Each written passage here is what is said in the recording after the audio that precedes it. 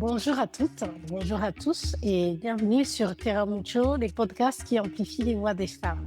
Il existe des lieux qui ne vous quittent jamais, même quand on grandit loin, ils continuent de façonner la manière dont on regarde le monde. Mon invité aujourd'hui vient de la basse vallée d'Ouémé, au Bénin, un territoire d'eau, de vie, mais aussi de fragilité. Elle a grandi entre deux réalités, la ville et l'héritage. Et c'est peut-être là que tout commence, à naviguer entre plusieurs mondes sans jamais perdre le sens. En observant les femmes autour d'elle, elle a compris très tôt quelque chose d'essentiel. Protéger l'environnement, ce n'est pas seulement sauver la nature, c'est préserver la dignité humaine. Aujourd'hui, elle travaille à transformer une plante envahissante en source de revenus, d'autonomie pour les communautés entières. Mais au fond, son travail va bien au-delà de la restauration écologique.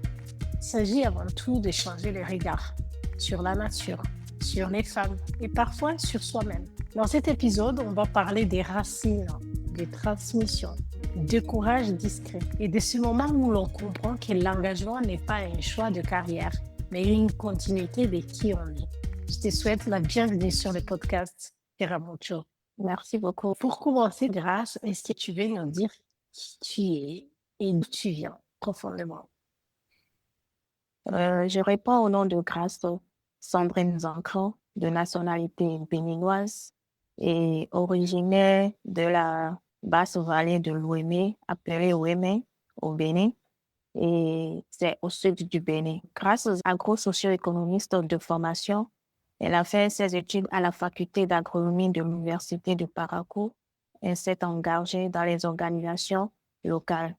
Elle occupe le poste de coordonnatrice de projet dans le département Atlantique littoral. Merci, Grâce. Tu te présentes très modestement, mais on va découvrir plus loin. Tu fais ta grande contribution dans tes petits engagements. Donc, tu dis que tu t'appelles Grâce, mais je sais que tu as plusieurs noms. Grâce. Donc, en Afrique, souvent, les noms qu'on porte ont un sens. Soit un sens qu'on nous a dit quand on grandissait, nos parents nous disent que ça signifie notre nom, ou parfois, c'est des choses qui viennent en comprenant ce qui se passe. Est-ce que ton nom a un sens en particulier? Mes prénoms sont Deli, Grâce. C'est un prénom des princesses et Grâce, mes parents me l'ont donné. C'est comme on l'entend, grâce, c'est une bénédiction et j'ai été une bénédiction pour eux et jusqu'à aujourd'hui, je suis une bénédiction. Cette grâce m'accompagne, c'est comme une prière, la grâce, et elle m'accompagne partout aujourd'hui, quel que soit ce qui se fera dans mon dos, en présentiel ou non en présentiel, la grâce de Dieu est toujours là pour me protéger. Et donc de princesse, c'est ça? Oui, oui, parce que le nom de famille, c'est issu et royal. Et c'est pour cela les noms, les prénoms donnés, souvent au Bénin, dans les familles, on donne un nom, un prénom moderne et on donne un prénom de ce que nous sommes réellement dans la famille. Comme on est de la lignée royale, les prénoms donnés aux princesses, il y a Deli. C'est pour cela qu'on m'a donné le prénom de princesse. Je suis une princesse et partout où je passe, même si les gens ne me considèrent pas une princesse, moi, au-dedans de moi, je suis une princesse. Et je dois faire ce qui est de ma part pour les autres afin de leur apporter ce calme en eux en tant que princesse. Comment ça se traduit au quotidien pour toi? Comment ça se transmet et comment ça se vit au quotidien? Comment tu le vis au quotidien? Je dirais que si je mets dans ma tête que je suis une princesse, ça va monter en moi un ego. Ce que j'évite vraiment, et c'est là que ça concilie avec la grâce. Parce que toute chose qu'on a dans cette vie, c'est la grâce de Dieu. Et la grâce d'être princesse, c'est d'être... il y a des valeurs qui me sont attribuées, dont je dois respecter chaque jour et respecter la personne qui est à côté de moi et le mettre à l'aise et lui donner ce dont il a besoin. En tout cas, d'être consciente tous les jours que c'est par la grâce que tu as aussi que tu as la chance d'être princesse et du coup de partager un peu cette bénédiction avec tous les gens qui sont autour de toi. Voilà, parce que la grâce ne m'est pas donnée à moi seule. Cette grâce m'est donnée pour pouvoir permettre à mon environnement, d'être à l'aise et d'être pénible par rapport à cela. C'est très puissant, très intéressant. Quelque chose d'anodin, mais qui devient finalement le moteur de qui tu es et de qu'est-ce que tu fais. C'est toujours intéressant d'entendre en fait comment les gens, chacune de nous porte son nom. Alors maintenant, est-ce que tu veux bien me dire quel est le moment qui t'a mis sur le chemin de ton engagement pour l'environnement? À quel moment tu as senti qu'en fait c'est ça que tu voulais faire? Oui, merci beaucoup pour cette question. C'est le moment où, d'après mon bac, j'ai fait le système LMD, licence, master, doctorat. On fait une pause après la licence pour pouvoir aller se chercher. C'est mon père qui m'a donné cette motivation d'être intéressé à l'agriculture. Et il a des palmeraies. Et pendant les vacances, il nous amène 2 fois à la ferme pour pouvoir travailler. Tu ne vas pas attendre un homme pour manger. Et c'est dans cette dynamique, nous, on ne comprenait pas l'éducation qu'on nous donnait, mais c'est aujourd'hui qu'on a compris. Je voulais faire la médecine, mais n'ayant pas obtenu le bac très tôt, donc après, je me suis inscrite à la faculté d'agronomie parce que si je m'inscrivais en SINA, ça n'allait pas marcher parce que j'aime pas le sang. Et c'est après mon bac que je me suis inscrite à la faculté d'agronomie qui m'a permis de comprendre ce que mon papa m'inculquait à aller à la ferme pendant les vacances.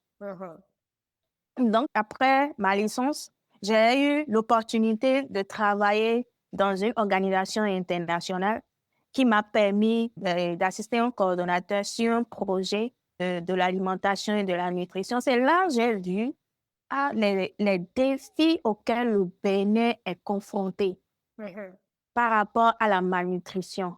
Et c'est là que j'ai vu que j'ai une passion de prendre soin des autres.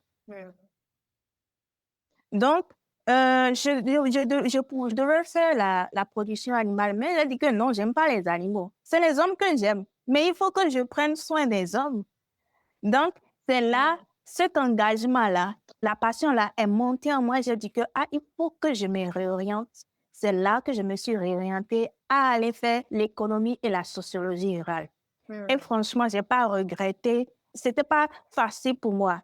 C'était une moquerie parce que quand tu fais une réorientation, tu retournes en première année, tu dois aller comprendre la première année, deuxième année, de ce que ces gens-là ont déjà compris pour être à ce niveau-là, le master.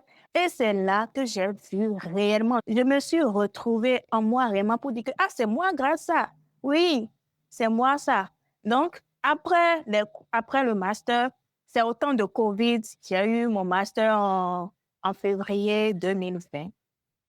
Et je suis retournée et j'ai fait mes études à l'université de Parakou, qui est au nord du Bénin. Moi, les parents sont au sud.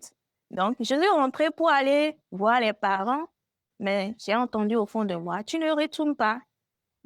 Tu t'engages dans une organisation et tu commences à travailler. J'ai dit, OK, c'est là que je me suis engagée et j'ai commencé avec l'ONG. Je salue le directeur pour tout ce qu'il a fait pour moi, de m'avoir accueilli et donné la chance de continuer avec lui jusqu'à aujourd'hui. Donc, c'est là que je me suis engagée et j'ai commencé par aller sur le terrain. Je suis dans l'équipe de rédaction de projet. Je vais sur le terrain et travailler avec les bénéficiaires, les cibles. Je travaille avec les enfants, les handicaps, les femmes, les hommes. Mais j'ai une sensation pour les jeunes filles et les femmes vulnérables parce que je voyais ce qu'elles enduraient sur le terrain. De par mais quelques fois que j'ai été de passage dans mon village, j'ai compris la douleur de la femme qui ne dit rien, qui consent et qui a des idées en elle, mais qui ne peut pas parler parce qu'on ne lui donne pas l'écoute. J'ai dit, il faut que je travaille le leadership de ces femmes. J'ai commencé à m'engager sur le terrain, à travailler le leadership de ces jeunes filles délaissées qui ne sont pas écoutées, de ces femmes qui ne sont pas écoutées. Sur ce projet, j'ai travaillé et j'ai vu le sourire de ces femmes. Quand elles me voient, elles me soulèvent. Je dis en moi-même que vraiment, que j'avais un plus à donner à cette dernière. Si je n'avais pas osé, si je n'avais pas fait le pas, qu'est-ce que ces femmes deviendraient aujourd'hui? C'est un peu ça. Eh bien, écoute, c'est hyper intéressant et on va avoir le temps de rentrer un peu en profondeur pour comprendre ce que tu fais. Mais je vais faire juste un petit pas en arrière, des choses qui m'ont fait sourire quand tu parlais. Tu dis, tiens, j'aime pas les animaux, j'aime les humains. Tu dis, j'ai quitté l'agronomie et puis je suis allée faire, comment tu as dit, économie sociale? Je me rappelle. Économie et sociologie rurale. Voilà, économie et sociologie rurale. Et là, je suis en train de dire, OK, peut-être que ceux qui nous écoutent nous disent, eh bien, Terra Mucho, c'est la promotion, en tout cas, il fait entendre les voix des femmes qui travaillent sur les questions environnementales. Alors, cette femme n'aime pas les animaux. Elle a quitté l'agriculture. Et qu'est-ce qu'elle fait là? C'est quoi le lien entre économie Non, sociale et c'est... tout, et l'environnement, en fait? Donc, je reviens un peu sur Oui, ça parce que je suis un l'environnement. peu sursautée, quoi. Merci beaucoup, Madame Mireille. En fait, l'environnement, oui, il y a tout ça dans l'environnement. C'est une manière de parler. C'est pas que j'aime pas les animaux. C'est pas que Je je ne peux m'entends pas bien, manger. juste. Sinon, je ne peux pas manger la viande. Je, je, en fait, je prends bien soin des animaux, mais en fait, la production animale, c'est prendre soin des animaux. Or, si on prend bien soin de l'être humain, je pense qu'il y aura un équilibre. Les animaux aussi sont des hommes, mais à part entière, quand on prend bien soin des hommes, il y aura un équilibre dans l'environnement. Les animaux ne seront pas tués. Il y aura la valorisation de ces espaces en voie de disparition. Parce que si on ne donne pas cet engouement dans le leadership de l'importance de laisser vivre ces animaux, on n'aura pas toutes ces espèces qu'on a aujourd'hui. Il y a des espèces qui ont disparu, mais il y en a d'autres qu'il faut préserver afin que la génération qui vienne voit aussi la richesse de la nature. Mhm. Non, mais pour rigoler et pour enlever la nuance, bien évidemment, et parce que souvent on pense que préserver l'environnement, c'est toujours un grand amour pour la nature, pour la forêt, pour les animaux, mais aussi tu es en train de nous dire ça peut commencer par prendre soin des hommes, leur donner la force et le courage qu'ils ont besoin pour affronter la vie, pour être juste envers tous les êtres vivants qui sont sur la planète. Bon, donc du coup, on va revenir à toi chez Jeunesse Emploi Vert pour une économie verte. Donc, c'est là où tu travailles, tu es coordinatrice d'un projet. Je vais te laisser de nous parler de ça, mais tu as plusieurs casquettes. Dis-nous juste déjà, qu'est-ce que tu fais en fait chez Jeunesse Emploi Vert pour une économie verte et qu'est-ce que c'est que cette organisation? Qu'est-ce que vous faites et quel est ton rôle, ta place au sein de cette organisation? D'accord, merci Madame Mireille pour cette question. Au départ, à Jeunesse et Emploi Vert pour une économie verte, j'ai commencé par le bénévolat. Et dans le bénévolat, j'ai eu à occuper le poste de chargée de programme et assistante facilitatrice sur le terrain pour comprendre ce qui se passe sur le terrain. À la longue, vu mon dynamisme et vu mes compétences, j'ai été préfet au poste de coordonnatrice de projet dans le département de l'Atlantique littoral. Je ne dirais pas que ça a été facile, mais je rends grâce à Dieu. Qu'est-ce qu'on veut faire? C'est le développement, c'est mettre à l'aise les communautés. Donc, ce parcours, ça m'a permis de comprendre beaucoup de choses et avoir le profil de coordonnatrice de projet principalement, qui est un projet du gouvernement dont le partenaire technique est l'Agence nationale des patrimoines touristiques et le partenaire financier, c'est l'Agence française de développement. Donc, cette charge a été donnée à l'ONG de piloter ce projet avec d'autres ONG locales. Donc, j'ai eu la charge de coordonner les activités de ce projet dans les arrondissements de Ganvier 1, Ganvier 2, dans la commune de Soava, toujours au sud du Bénin. Et Ganvier, c'est une zone humide où les communautés vivent sur l'eau. C'est une plante très, très envahissante et nuisible qui prolifère en temps de crue, la montée de l'eau. Et en cette période-là, la communauté migre vers le Nigeria. Mais quelle solution trouver à ce que on transforme cette plante en une ressource économique pour que ces gens et ces communautés, les riverains, donnent de l'importance à cette plante. Parce que au départ, la jacinthe d'eau, c'est une plante nuisible, mais c'est toblé en langue vernaculaire, là, ils appellent ça toblé. Toblé, là, ça veut dire que le pays est gâté. D'accord. Le pays est gâté. Et, et quand cette plante prolifère, les activités cessent parce qu'il y a aussi la montée de l'eau et il y a le flux de l'eau qui augmente, le volume, ça augmente et la population a de difficultés à se déplacer. Toutes les activités s'arrêtent. Il n'y a plus de circulation, mais quand il y a la prolifération de cette plante, elle peut prendre 2 heures de temps pour aller évacuer à leurs besoins. Alors que si elles prennent 2 heures de temps pour aller évacuer à leurs besoins, le danger qui les attend, c'est énorme à la montée de l'eau. Donc, c'est de valoriser parce que depuis 2016, je travaille avant que moi, je ne sois bénévole dans cette ONG. L'ONG a déjà fait des recherches sur la jacinthe d'eau et transformer cette jacinthe d'eau en compost. C'est les réflexions qui ont donné cette transformation en charbon écologique et en articles artisanaux. Parce que c'est une zone touristique et il y a les touristes qui viennent. C'est étonnant de voir qu'une population vit sur l'eau. Il y a le marché, il y a l'hôpital, il y a tout sur l'eau. Wow. La vie se mène sur l'eau. Donc, on a su transformer cette jacinthe-là en articles artisanaux.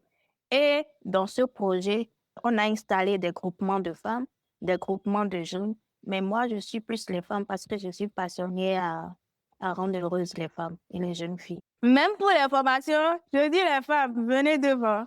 C'est vous qui êtes ma priorité. Et les hommes, après, animer les séances de formation avec les autorités, avec les acteurs communautaires, on a commencé ce projet et on a identifié des volontaires qui adhèrent à ce projet au départ. On les a constitués en groupements. Il y a les groupements de femmes, il y a aussi des groupements mixtes. Et comme la jacinthe est transformée en compost, c'est plus les hommes qui ont la charge de transformer parce que ça demande trop d'énergie.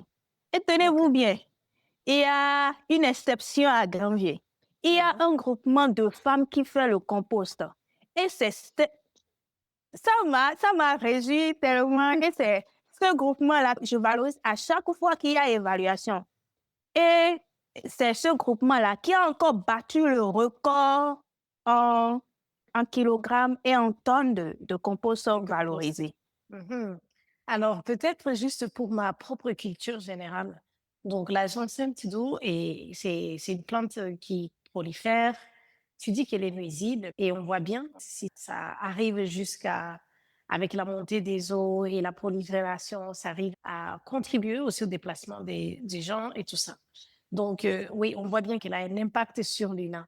Est-ce qu'elle a aussi l'impact sur l'environnement? Cette prolifération a des conséquences sur l'environnement? Les conséquences sur l'environnement. Je dirais que c'est lors de sa disparition que ça dégage un peu et c'est l'eau salée qui a atteint cela. La jacinthe n'aime pas le sel. Et ça permet de nourriture pour les poissons, les porcs et aussi pour l'environnement. Lors de la collecte, si tu ne te protèges pas bien, il y a le serpent et il faut porter des bottes pour pouvoir faire la collecte. Et ça dégage quand ça dégrade l'environnement. Si j'ai bien compris, à Grandier, en faisant mes petites recherches, j'ai compris aussi que la présence de ces enceintes, ça fait que les oiseaux migrateurs n'arrivent plus énormément comme avant parce que c'est des oiseaux qui aiment atterrir sur l'eau et ça bloque l'arrivée d'oiseaux en fait. Aussi, je crois qu'il y a quelque chose comme ça que j'ai lu. Mais c'était intéressant. Je sais que c'est une plante, même dans d'autres territoires, ici dans le bassin du Congo, il y a des endroits où vraiment ça devient un problème. Mais du coup, pour revenir un peu à toi et ton rôle dans l'ONG, donc en tant que coordinatrice de ce projet, écoute, de la jacinthe d'eau, qu'est-ce qui est vraiment pour toi, qu'est-ce que tu trouves que c'est vraiment un défi quand on dirige une équipe? un projet comme celui-là, en tant que femme, quel est les défis auxquels on fait face à ce moment? Quand on est chef d'équipe, c'est pas facile hein, à diriger les hommes petites tâches. Parce Oui, que déjà, quand on dit que tu es chef d'équipe en tant que femme, je suis partie en tant que chef d'équipe, on dit, elle va nous dire quoi? Est-ce c'est ça. qu'elle peut nous supporter? Est-ce Mhm. qu'elle peut nous supporter? En fait, le premier réflexe, c'est ça. Mais comme je l'avais dit, dans mon éducation, mon papa nous a éduqués au même titre, moi et les hommes, et mes frères. Mhm. Donc, du coup, ça ne me disait rien. Même si j'entends ces préjugés, c'est un travail qu'on m'a confié. Et c'est un engagement que j'ai pris. Je me dois de l'honorer parce que j'ai déjà dit oui. Oui, je me dois de l'honorer et je ne regarde pas les yeux. Je ne regarde pas ta carrure. Non, non, non, non. Je demande mes collaborateurs, mettez-vous à l'aise. Parce que moi, j'aime mettre tout le monde à l'aise. Vraiment, j'étais une timide, mais le terrain a fait que il faut que moi-même, je travaille sur moi-même et Mhm. arrive à me convaincre et convaincre aussi les autres. Donc, je fais tout le temps c'est à la maison, je dis que bon, ce sont mes frères, hein. Je les considère comme mes frères. Ouais. Même si tu es âgé plus que moi, dans mon équipe, il y a des pères de famille. Je les considère d'abord en tant que mes frères. On est de la même famille. Et je les mets à l'aise au début. C'est une familiarité en tant qu'équipe et je donne du respect à chacun d'eux. Et le travail que je vais donner, le cahier de charge qui est donné à chacun, on l'explique si quelqu'un n'a pas compris. On l'explique et chacun sait ce qu'il a à faire. Et je ne vais pas rappeler à chaque fois, monsieur tel, il faut que tu fasses ceci, il faut que tu fasses cela. Au départ, ça a été difficile pour moi parce que je me mettais un objectif à atteindre. Parce que le moment où j'ai pris le projet, il y a déjà un retard. Et c'est pas mon dynamisme qu'on m'a dit, c'est quoi dans ce projet. Mais il faut te rappeler que c'est un projet de gouvernement, il y aura des évaluations. Mais il faut que tu atteignes ces objectifs. Et là, si je vois une lenteur de mon équipe, je prends le dynamisme de faire avec ceux qui sont à mon niveau d'abord. Et après, je reviens. Je ne minimise personne. Personne. Comme je vous l'ai dit, je les considère en tant que mes frères. On est déjà une famille. Et le lait se lave en famille. Il y a même des choses qui se disent entre nous, mais le directeur ne sait jamais. Même quand bien même je suis à ce niveau où, même si le directeur t'appelle un collaborateur pour dire, il y a quoi ceci, il y a tant, tant, tant, tant, tant, tant. Il dit, mes collaborateurs vont dire la même chose. Jusqu'à ce que le directeur va dire que, mais comment tu as fait pour ton équipe et ton équipe est aussi performante que ça, c'est la grâce. Donc, la grâce, là, La ça grâce, là, revient toujours. elle est présente partout. Mais donc, si je comprends bien, ben, c'est déjà de briser ces préjugés-là parce qu'on va les rencontrer, les préjugés, parce qu'on est une femme, peut-être parce qu'on est jeune aussi. Le fait d'être jeune ou moins jeune ou plus jeune, ça a beaucoup de sens en Afrique. Mais tu m'as aussi dit, c'est aussi de travailler dans des situations un peu complexes avec très peu de ressources avec parfois des pressions, des attentes des communautés, des partenaires, parfois des attentes contradictoires. Comment tu arrives à naviguer tout ça? Le projet a été instauré selon les réalités lors de la conception. Mais quand on va sur le terrain, il y a autre réalité. Je comprends certaines choses à la base. Et il faut faire aussi à la fois avec les acteurs communautaires et avec les acteurs politiques. Et donc là, bon, je rends grâce à Dieu pour la vie de mon père, qui a été une autorité au Bénin et il comprend beaucoup de choses. Et dans notre éducation, il nous a déjà inculqué ça de base. Et je sais là où mettre le pied, là il faut parler, là il faut écouter, ne rien dire. C'est un peu ça, ce qui m'a permis de surmonter ces défis face aux acteurs communautaires et face aux acteurs politiques. Pour ceux des bénéficiaires, donc on travaille sur l'instruction de ces autorités communautaires et politiques. Je n'ai pas eu trop de soucis avec mon équipe, non, avec l'organisation. D'autant plus que j'ai déjà mis une base de dynamisme dans l'équipe. Je n'ai pas eu trop de soucis et je fais fiette de tous les préjugés. C'est l'objectif, mon problème. Ouais. Quelles sont les stratégies qu'il faut utiliser? Je ne m'impose pas une stratégie pour dire que, ah, voilà ce qu'on va faire. Je donne la possibilité à chaque autres membres de l'équipe de s'exprimer afin qu'on retienne la stratégie qui sera plus facile à atteindre les objectifs. Et avec les autorités communales, il faut aussi discuter avec eux pour adopter une stratégie plus simple qui répondra à leurs besoins réels et les objectifs sont atteints. Et donc, du coup, ben, ça, c'était un peu des défis, c'est normal, on rencontre, c'est des hauts et des bas. Mais tu as pu aussi, depuis ta contribution au sein de l'organisation Jeunesse Emploi Vert et Économie Verte, tu as pu voir les réalisations que cette ONG a accomplies, tu as pu participer à ces réalisations et il y en a une en particulier dont tu es fière. Tu es fière de, comme tu l'as dit d'ailleurs au début, d'accompagner les femmes dans la transformation de l'agence d'eau. Mais pourquoi particulièrement tu es fière de ça? Qu'est-ce qui a changé pour ces femmes que vous accompagnez? Et qu'est-ce qui a changé pour l'écosystème à Gavier que tu as envie de partager avec nous comme résultat positif? Eh bien, Madame Mireille, ça a beaucoup changé socialement les femmes parce que je me suis plus intéressée aux femmes et aux jeunes filles. Au départ, c'était plus difficile de rassembler ces femmes parce que déjà, elles ne s'entendaient pas entre elles. Et comme c'est un projet, mais j'ai pu détecter ça dès le départ et j'ai dit, mesdames, vous êtes ma maman. Et moi, je parle en tant que mon histoire. Vous êtes mes mamans et vous êtes sûrement mes sœurs. Et vous êtes les jeunes, je dis mes petites sœurs, il y a des grandes sœurs. Je sais ce qu'elles endurent. Et j'ai su mettre en avant à formater le mindset sur le leadership et aimez-vous les unes les autres. Et vous allez voir que c'est vous qui allez développer Ganvier au travers de ce projet. Tu vois, qu'est-ce qu'on peut voir à Ganvier qui n'avait pas avant? Elles peuvent produire aujourd'hui, fabriquer des articles artisanaux et vendre. Et certaines d'entre elles ont même donné des témoignages, des retours. Avant, elles ne pouvaient pas, elles attendaient son époux pour payer la scolarité de son enfant. Aujourd'hui, elle peut payer et elle peut avancer les fonds avant que son époux ne vienne Aujourd'hui, elle peut préparer ce qu'elle veut à la base des revenus issus de la vente de ces articles artisanaux. Donc, une autonomie financière, quoi.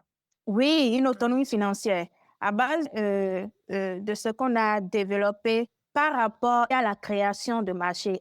Avant, elles ne savent pas qu'on pouvait aller collecter les fibres de jacinthe parce que la jacinthe, il y a les petites tailles qui sont utilisées pour le compost et c'est les tiges, les jacinthes déjà matures, on utilise pour faire la transformation en articles artisanaux. Il y a des femmes qui ne sortaient même pas de toute la journée. Elle ne peut rien faire. Elle ne s'attend au retour de son époux pour pouvoir se déplacer. Mais ces femmes aujourd'hui peuvent très tôt aller identifier des zones et aller chercher et vendre à celles qui ne peuvent pas, qui sont à la maison et qui s'adonnent à cette production. Elles peuvent venir leur vendre. Et ces revenus-là à faire des emplettes dans le ménage et les enfants vont aller à l'école. Et aussi, ces femmes, l'amour véritable maintenant, d'eux qui ne peuvent pas se parler à cause de l'installation de ces groupements, à cause de ces séances de leadership, de travail d'ensemble, parce que on a fait les formations, mais le suivi continue. On est là pour les voir en atelier. Elles s'organisent en atelier. Or, elles ne pouvaient pas rester ensemble pour travailler. Il y a Donc, celles qui maîtrisent. Une sorte de cohésion sociale. Voilà, des cohésion sociale. initiatives. Voilà.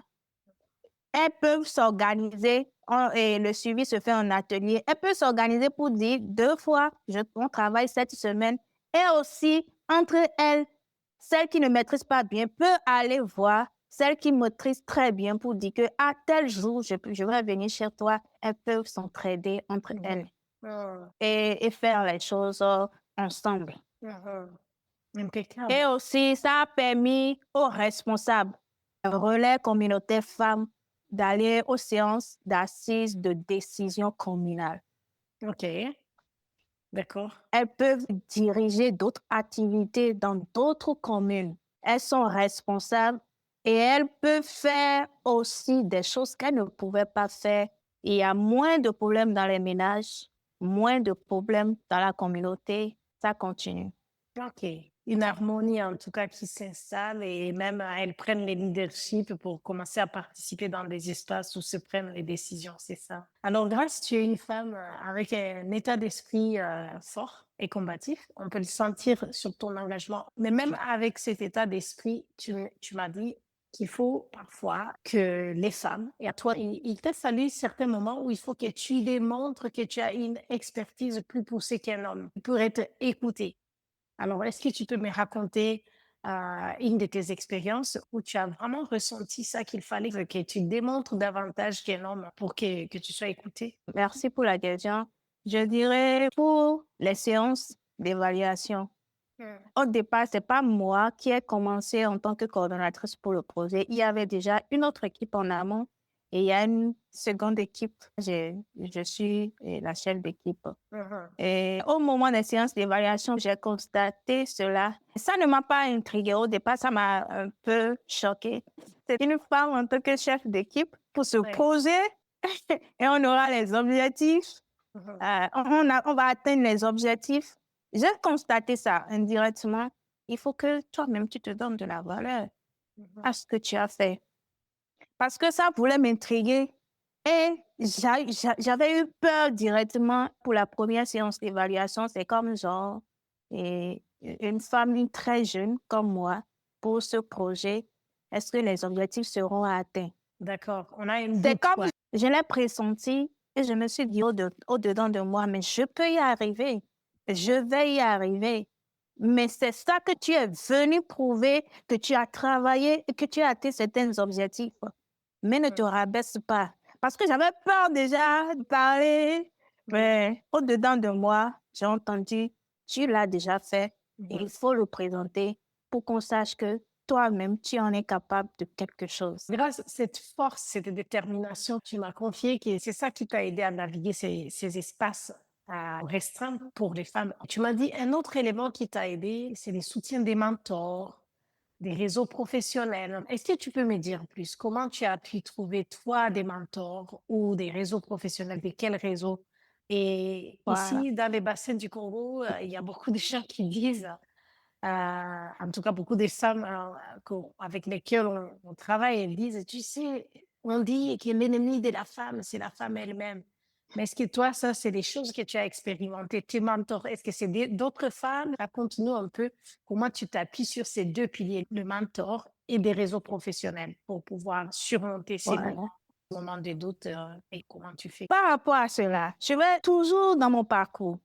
Parce que je vous ai dit au départ que j'étais une fille timide qui ne parle pas. Mais du coup, en fait, je dirais que c'est pas que j'ai été rejetée, mais je me suis vue rejetée. Je me suis dit, c'est comme on sort un poisson de l'eau. Voilà. Je me suis dit que non, on m'a fait sortir, on m'a laissé, mais il faut que je fasse tout pour entrer dans l'eau et pour donner vie. J'ai eu la grâce d'être connectée à certaines personnes qui ont des organisations internationales. Comment tu as eu cette chance? J'ai tapé à toutes les portes, mais on me disait, Grâce, assieds-toi, écris ta vision et vois tout ce qui allie ta vision et commence à travailler sur toi-même. C'est là, quand j'ai écrit ma vision, mes objectifs. Quand tu t'es posé ces questions-là, tu t'es demandé par où commencer et tu as eu le courage d'aller voir d'autres organisations, d'autres personnes. Pourquoi? Pour expliquer ce Non, que tu traversais? je suis allée à des formations pour pouvoir être connectée à cette personne-là. D'accord. Et c'est au travers de LinkedIn. Et c'est là, ils ont commencé par m'orienter. Grâce, il faut que tu t'inscrives à ça, il faut que tu travailles ta confiance en soi, il faut que tu travailles ton mindset et tu continues à renforcer ça. Et c'est là que j'ai rencontré Madame le docteur Nadège. Vous la connaissez très bien. Oui, L'année oui. passée, vous l'avez eu sur mon show. Mhm. Oui. On a été à une formation scientifique. C'est elle qui m'a beaucoup aidé à établir mon plan d'action et a dit, il faut que tu fonces. Au travers d'elle, comme d'autres, j'ai pas beaucoup d'amis. Je sélectionne ceux qui sont travailleurs, ceux en qui je vois que, bon, j'ai quelque chose à gagner et on s'entraide. C'est comme ça, au travers des formations et de ces séances de coaching, j'ai eu à trouver vraiment ma voie et à surmonter les difficultés sur le terrain. Parce que c'est pas facile à une femme d'évoluer dans le domaine du développement durable ou bien de l'environnement. C'est pas facile. Ça a été une planification. Ça n'a pas été facile, mais ça a été une planification. Et comment la planification se fait? Déjà, dans la semaine précédente de la nouvelle semaine. Et si les programmes changent au fur et à mesure, il n'y a pas un plan A chez moi. J'ai toujours un plan B. Si ça ne marche pas, ceci ne marche pas, le plan A ne marche pas, le B va marcher. Certainement, ça va marcher. Et c'est comme ça que j'ai continué pour que mon équipe aussi, on peut dire que celui que tu lui confies un travail aujourd'hui peut dire qu'il est malade demain, mais qui va le remplacer s'il n'y a personne? Toi-même, tu vas le faire. Et je vais seule, c'est vrai que je suis avec des collaborateurs, mais moi d'abord, qu'est-ce que je peux faire pour 2 personnes, 3 personnes, si le besoin se fait ressentir? Donc là, tu es déjà en train de m'aider. Et c'est très bien, tu m'as fait avancer sur ma prochaine curiosité. Tu as avancé déjà sur comment tu es en train de combiner un peu tout cet engagement professionnel assez exigeant, mais un engagement à la maison, de trouver sa place, de rester la tête haute, de continuer à prouver, oui, je peux arriver aux résultats. Tout ça, c'est des charges énormes. Mais toi, tu as trouvé des astuces grâce. Tu m'as parlé de ça. Les astuces qui te permettent de tenir les coups.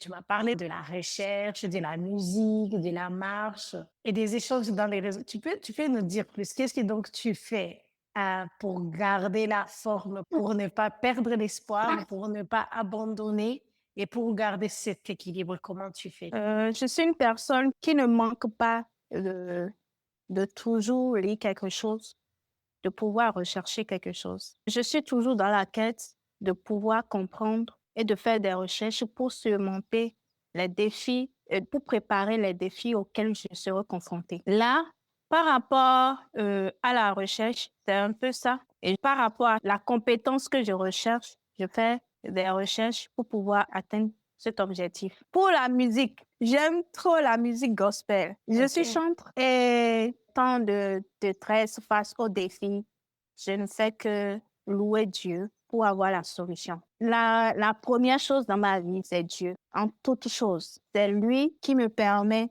de me réveiller le matin, de faire les activités et de me planifier. C'est Dieu ma force. Si je Il y a comprends la bien, musique. tu as trouvé des astuces pour chercher des solutions, pour chanter, pour te sentir heureuse, mais c'est ta foi qui t'a fait tenir à sa foi. Et pour discuter, il y a des moments où je passe avec les collègues, je dirais d'autres responsables d'organisation. Donc, ce réseau où j'apporte le problème auquel je suis confrontée et je trouve des solutions, ils me comprennent et je trouve des solutions. Et je me sens faible devant eux. C'est pas de dire que je suis capable, je suis une femme, je suis... Non, Tu j'apporte acceptes, et tu je dis, exposes ta vulnérabilité. voilà, et je dis Relâche. réellement, jamais, j'ai besoin de vous. Aidez-moi par rapport à tout ça, à l'environnement auquel je suis, c'est de mettre le mouvement, d'être relâché. Il y a des moments où il faut se relâcher, sortir avec ma petite sœur et de lui dire aussi elle-même, elle peut y arriver. Sortir avec les collègues et aller prendre un pot et oublier aussi le travail. Oui, oui, tout ça des astuces pour garder un équilibre.